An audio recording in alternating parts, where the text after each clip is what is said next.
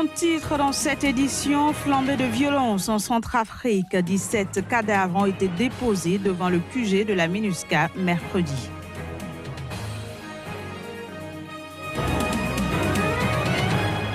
Un soldat tunisien a été tué par balle dans la région montagneuse de Kasserine. C'était au cours de heurts avec des islamistes armés.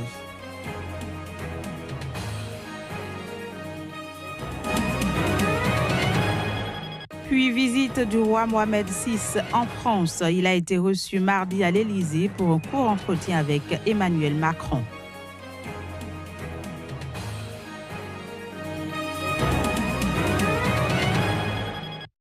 Ravi de vous retrouver pour cette nouvelle session de l'information sur Sika TV. Bienvenue à toutes et à tous.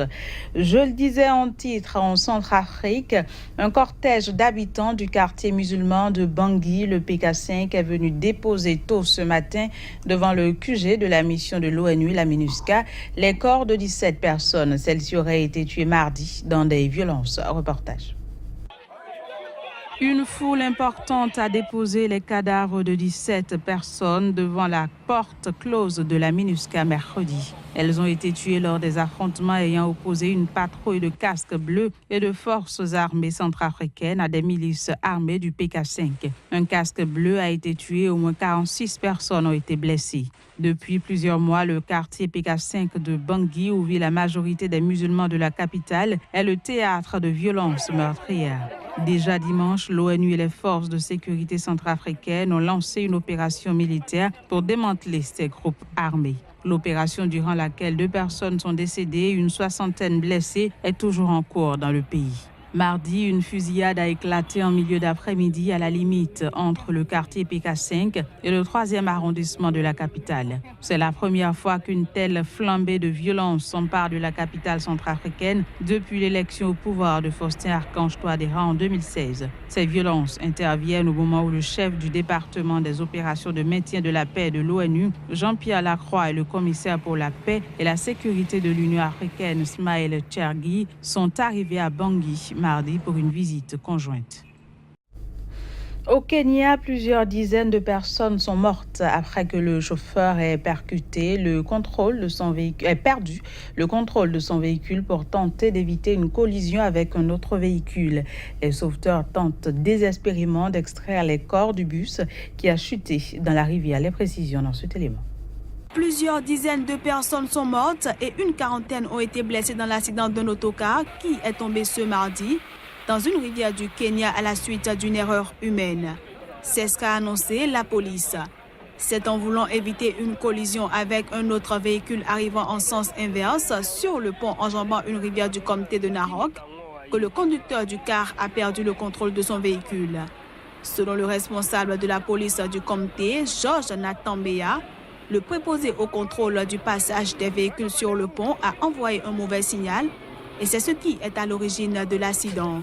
Selon des statistiques officielles, quelques 3000 personnes meurent chaque année dans des accidents de la route au Kenya.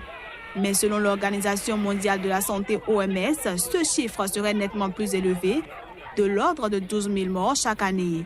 Le mauvais état des routes, la vitesse excessive, une conduite dangereuse et la vétusté de nombreux véhicules sont les principales causes des accidents mortels au Kenya et dans la plupart des autres pays africains. En Tunisie, le ministère de la Défense a annoncé mercredi qu'un soldat a été tué par balle. C'était au cours de heurts avec des islamistes armés dans la région montagneuse de Kasserine, dans l'intérieur marginalisé de ce pays. Voici les précisions. Un soldat tunisien a été abattu au cours d'affrontements survenus dans la région montagneuse de Kasserine. Les heurts ont opposé une patrouille militaire et un groupe d'hommes armés qui tentaient de se procurer de la nourriture dans des habitations isolées près du mont Gila. La victime était un jeune caporal. On ne dénombre aucune autre victime chez les militaires ni des arrestations. Les forces tunisiennes traquent depuis 2012 des groupes djihadistes retranchés dans les zones intérieures montagneuses du pays, notamment celles des monts Gila et Tchambi, dans le gouvernorat de Kasserine, frontalier de l'Algérie. Les différents groupes basés en Tunisie sont actuellement très affaiblis. Les autorités du pays se targuent d'ailleurs d'avoir réalisé des progrès significatifs dans la lutte contre le terrorisme, mais le pays reste sous état d'urgence. En vigueur depuis une série d'attentats sanglants en 2015, l'état d'urgence a été prolongé le 6 mars jusqu'à mi-octobre. Il faut dire qu'après la révolution de 2011, la Tunisie a fait face à l'essor d'une mouvance djihadiste responsable de la mort de plusieurs dizaines de soldats et de policiers, mais aussi de civils tunisiens et de touristes étrangers. Une note politique à présent en Côte d'Ivoire. Le président Alassane Ouattara a reçu pendant presque 2 heures l'ex-chef de l'État, Henri Konan Bédié, au palais présidentiel. À l'issue de leur rencontre, les deux hommes ont annoncé via un communiqué avoir adopté le principe d'un accord politique pour la création d'un parti unifié. Les précisions, ce sera dans ce reportage. Les deux plus grands partis politiques ivoiriens optent pour la création d'un parti unifié. À l'issue d'un échange, l'actuel président ivoirien Alassane Ouattara et l'ex-chef de l'État Henri Konan Bédié se sont accordés sur le principe d'un accord politique en vue de la création d'un parti unifié qui sera dénommé le Rassemblement des Oufouettistes pour la démocratie et la paix, RHDP, nom de la coalition au pouvoir. L'unification du Rassemblement des Républicains d'Alassane Ouattara et du Parti démocratique de Côte d'Ivoire d'Henri Konan Bédié a été lancée il y a plusieurs années mais n'a jamais été concrétisée. Si les deux leaders politiques semblent en fin de compte avoir trouvé un terrain d'entente, leur base et certains de leurs cadres ne paraissent pas avoir totalement souscrit à cette unification. Il reste donc encore un important travail de sensibilisation de leurs militants respectifs à faire. Certains analystes craignent même une scission au sein du parti de Henri Konan Bédié, le parti historique de Félix Houphouët-Boigny. Il faut dire que depuis la crise de 2010 en Côte d'Ivoire, le Rassemblement des Oufouettistes pour la démocratie et la paix et le Parti démocratique de Côte d'Ivoire sont réunis au sein d'une coalition, le RHDP, mais régulièrement lors des différentes élections, l'équilibre entre les deux formations politiques donne lieu à de fortes tensions. Le Cameroun va abriter du 25 au 28 avril prochain les journées de radiologie d'Afrique noire francophone couplées au congrès de la Société camerounaise de radiologie et imagerie médicale. L'événement est organisé par la Société camerounaise de radiologie et d'imagerie médicale.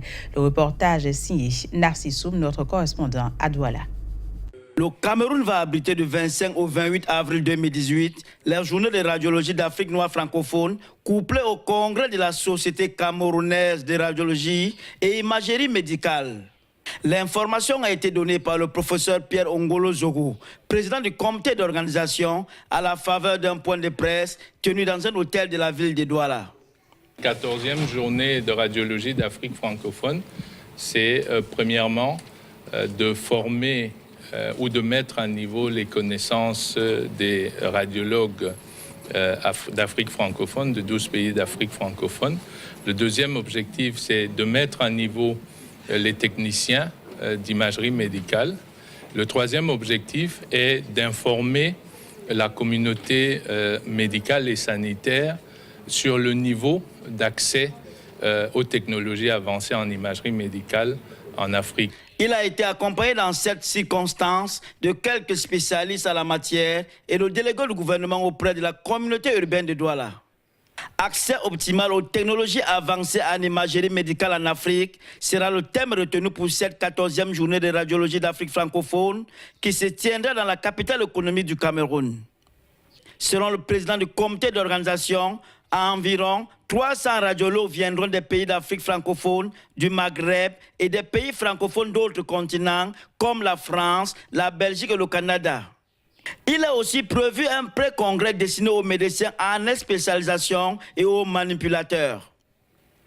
À noter, les journées de radiologie d'Afrique noire francophone qui vont se tenir à Douala au Cameroun succèdent aux précédentes éditions d'Abidjan 2015, Dakar 2016 et enfin Bamako en 2017. Le président français Emmanuel Macron a reçu mardi à l'Élysée le roi du Maroc, Mohamed VI, pour un court entretien. La rencontre portait sur les sujets bilatéraux, notamment l'approfondissement des échanges économiques ou la lutte contre les migrations illégales. Voici les images.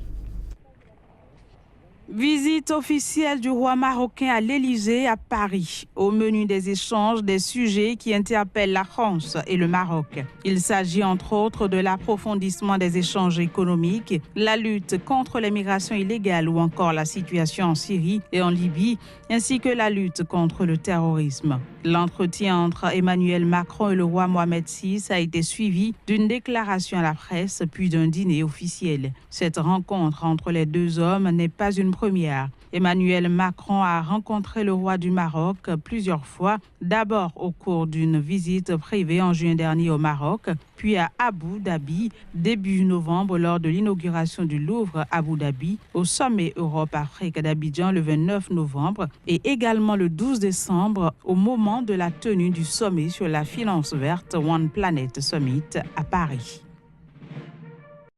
Il y a 15 ans, des Irakiens s'étaient réjouis en voyant les soldats américains entrer dans Bagdad. Imaginant un avenir radieux sans Saddam Hussein, ils avaient espéré que l'Amérique contribue à l'amélioration de leurs conditions de vie. Mais les années qui ont suivi n'ont apporté, selon eux, que malheur et désolation. Nombreuses sont les personnes qui ont perdu leur vie emportées par des attentats. Reportage.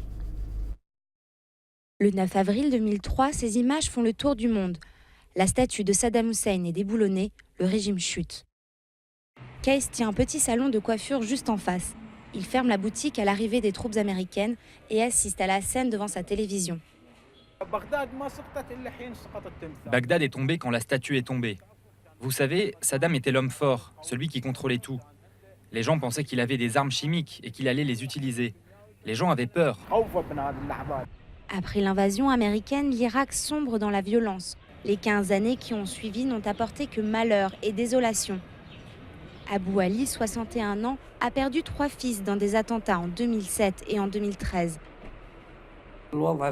La situation actuelle n'est pas prometteuse. Chaque parti a sa propre opinion, la sécurité n'est pas très bonne et les politiciens n'aspirent qu'au pouvoir.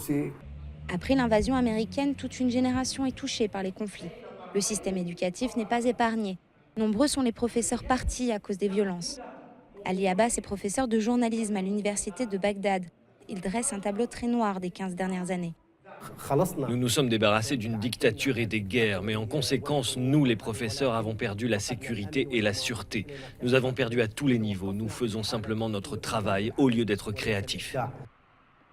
Après 15 ans de violence, l'Irak déclare avoir gagné son combat contre le groupe État islamique. Dans tout le pays, les Irakiens aspirent au renouveau, notamment avec les élections législatives en mai prochain. Voilà, c'est sur cette note que prend fin cette édition. Merci de l'avoir suivi. Très bonne suite de programme sur SICA. À très bientôt. Au revoir.